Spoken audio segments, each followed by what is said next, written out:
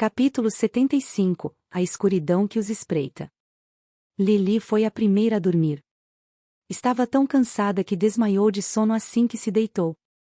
Nem sequer parecia considerá-los seus captores ou se dar conta de que era uma prisioneira, não que ela parecesse uma. Os recrutas fizeram o mesmo. O Barão Kessel foi quem determinou os turnos de vigília. Como eram 8, cada dupla teria apenas um turno de 2 horas. Então os 2 primeiros assumiram seus postos e os outros foram dormir. Siegfried não tinha trazido a sua tenda. A floresta não era um lugar adequado para isso. Então teve de se contentar com uma árvore qualquer, sentou com as costas apoiadas no tronco e a espada em seu colo, como fazia na sua época de mercenário. Não era confortável e sempre acordava com o pescoço doendo, mas o deixava alerta. O sono não demorou a vir. Estava tão cansado da noite passada que bastou fechar os olhos para se sentir tonto. Nem se deu conta de que estava dormindo, até que a floresta desapareceu ao seu redor e ouviu a voz de Lura em seus sonhos. Eu confiei em você. Seus cabelos estavam em chamas, como sempre acontecia em seus pesadelos. Ao seu redor, nada além de escuridão, não haviam árvores, nem céu ou o que fosse. Apenas um breu eterno. Você quebrou seu voto. Ela disse. Não. Não foi assim. Você jurou. Os cabelos dela perderam o calor e começaram a se apagar, enquanto Siegfried corria para alcançá-la. Espera. Sua voz ecoou pela escuridão, mas era tarde demais. Estavam a menos de 2 centímetros um do outro, quando a luz dela se extinguiu e o chão desapareceu sob seus pés, fazendo-o cair em um abismo sem fim. Então acordou, ainda sentado na árvore em que adormeceu. Tinha o coração acelerado, mas se acalmou ao ver a floresta escura ao seu redor. Estavam no meio da madrugada, provavelmente no segundo turno, mas não conseguiu voltar a dormir. Nem teve tempo de tentar. Um braço em estado avançado de decomposição saiu do chão e agarrou sua perna. Como um reflexo, Siegfried decepou a mão antes mesmo de entender o que estava acontecendo e se levantou. Apesar do ferimento, a criatura abriu seu caminho lentamente até a superfície, escavando a terra com a mão que restava, os dedos enegrecidos sujos de sangue. Mas não foi a única. Um odor pútrido tomou conta do acampamento, conforme mais cadáveres saíam do chão, como vermes rastejando para fora de uma carcaça podre. Bastava uma olhada em seus trapos para ver que tinham sido refugiados em vida, mortos das piores formas possíveis. A maioria por lobos e outros animais. Inimigos! Gritou um dos vigias, cercado por 2 zumbis.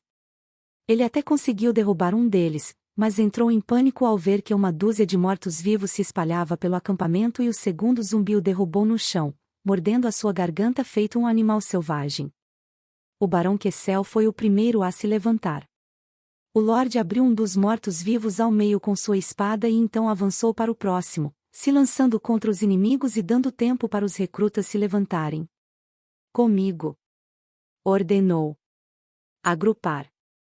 Siegfried deu um passo em direção a eles, mas o zumbi que tentou agarrar sua perna tinha finalmente feito seu caminho até a superfície e agora avançava para cima dele. Ambos os olhos haviam sido devorados por animais há muito tempo, mas sua mão fria o encontrou assim mesmo. Só precisou de um golpe para partir o crânio da criatura ao meio, bem entre os olhos, fazendo o sangue negro e viscoso como piche escorrer pela lâmina até o cabo da espada e grudar em suas mãos. Foi quando viu. Alguns mortos-vivos tinham passado por cima da fogueira e começaram a pegar fogo, incendiando as árvores secas mais próximas. As chamas logo se espalharam e engoliram o acampamento, mas isso estava longe de ser o pior. A essa altura, todos os recrutas já estavam de pé, mas ainda havia mais zumbis saindo da terra. Uma garota da idade de Mirabel agarrou a perna de Siegfried e o mordeu até suas gengivas sangrarem. Não que os dentes podres dela fossem adversários à altura das suas calças de couro fervido. Agarrou a menina pelo pescoço e arremessou ela em cima de um zumbi que se aproximava, mas de nada adiantou, estava cercado. Foi se deitar longe demais dos outros e agora tinham quase 2 dúzias de mortos-vivos entre eles. 5 zumbis vieram em sua direção e não teve outra escolha senão recuar. Quando um deles se aproximou demais, Siegfried atravessou seu crânio podre com a espada, até a ponta da lâmina sair por trás da cabeça.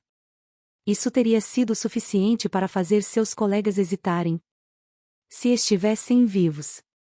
2 deles agarraram seus braços e jogaram seu peso em cima dele, lutando para morder o seu rosto com aquelas bocas podres e descarnadas, cheias de dentes negros. Eram ambas mulheres magras, mas quase o derrubaram no chão.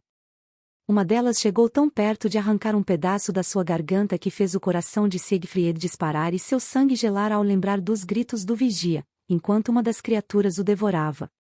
Esses zumbis não tinham armas, então tudo o que podiam fazer era morder e arranhar, mas nenhum conseguiu atravessar as suas camadas de tecido e couro.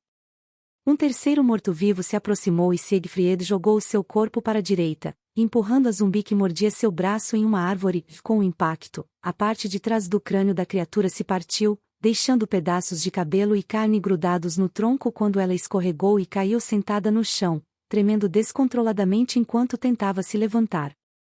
Só então o rapaz percebeu que 3 dentes podres da zumbi atravessaram o couro fervido da sua blusa e se enterraram em seu ombro direito.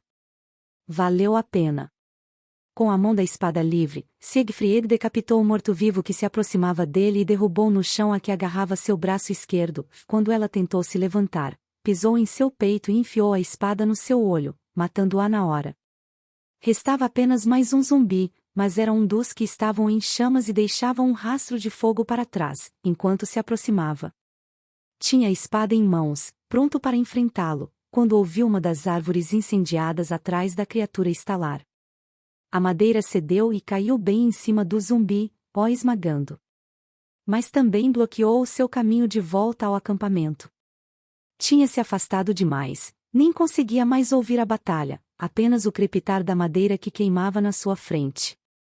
Foi quando sentiu um calafrio subir a sua espinha e se virou para encontrá-la, parada entre as sombras.